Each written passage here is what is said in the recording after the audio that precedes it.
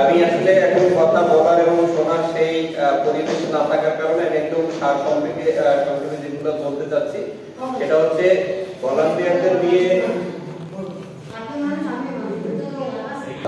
আমরা এই প্রাকৃতিক দুর্যোগের সাথে আমরা এতভাবে আমরা জড়িত। আমরা বিশেষ করে জলবায়ুর পরিবর্তনের প্রভাবের কারণে আমরা বিভিন্ন অপরাধে আমরা সাজা ভোগ করতেছি এবং আমাদের মৃত্যু দিনের একটা সাথে হয়েছে, বিশেষ করে বন্যাটাই হয় আমরা এর সাথে খাপ খেয়ে নিয়েছি।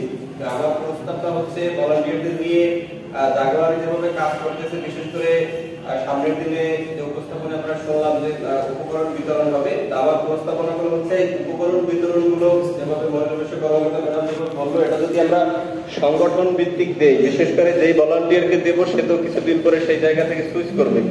এখন তার কাজ করার যে ইস্তিহা আছে, যে সময় আছে, কিছুদিন পরে সেটা থাকবে না, এটা স্বাভাবিক। তো সেক্ষেত্রে যে সকল স্বেচ্ছাসেবী সংগঠন রয়েছে তাদেরকে যদি আমরা দেই সংগঠনে, তাহলে কি হবে, সংগঠন থেকে যাবে, সংগঠক বিশেষ করে সদস্য ভলান্টিয়ার না থাকলেও পর্যায়ক্রমে সেটাকে তারা বেশি দিন ব্যবহার করতে পারবে, সাস্টেন করতে পারবে।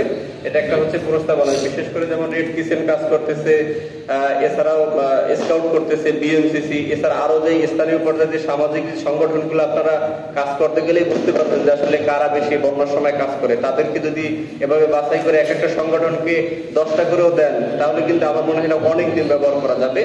আর একটা রয়েছে যে প্রশিক্ষণের কথা রয়েছে, আপনারা যে প্রশিক্ষণগুলো দিবেন, আসলে ভলান্টিয়ার আমরা বলতে গেলে সকল মানুষই কিন্তু ভলান্টিয়ার, যার যার অবস্থান থেকে আমরা কিন্তু স্বেচ্ছায় কাজ করতেছি।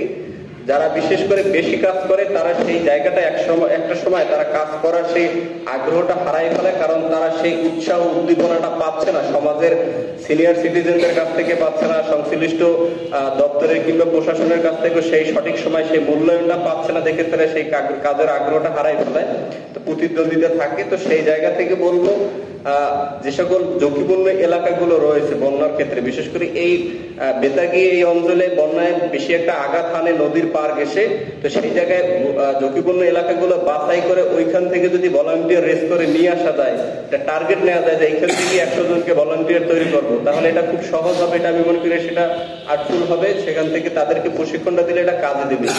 আর একটা বিষয় রয়েছে, প্রাকৃতিক দুর্যোগের সময় আমরা কাজ করতে গিয়ে যেটা দেখা যায়, যখন বন্যা হয়, বন্যার সে আগ মুহূর্তে কিন্তু সেই পরিবেশটা স্বাভাবিকের মতনই থাকে, তখন মানুষজনকে কিন্তু আশ্রয় কেন্দ্রে নেওয়া যায় না।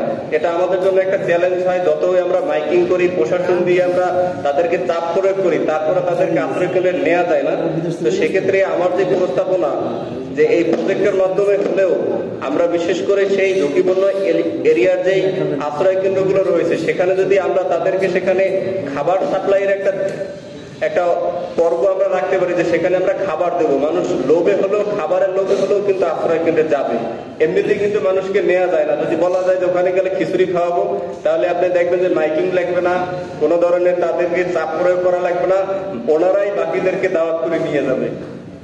এটা করা যেতে পারে। ম্যাডাম যার একটা বিষয় বলেছে যে দুর্যোগের সময় মানুষের বাসা বাড়িতে যেভাবে চুলা চটকি বন্ধ হয়ে যায়, রান্না বান্না করতে পারে না, তো সেই জায়গায় আমরা তেরান আসে যখন আমরা বন্যার ক্ষতিটা অনেকটা কাটিয়ে উঠি, তখন আসলে এটা আগ মুহূর্তে যেমন বলো রেমালে কিন্তু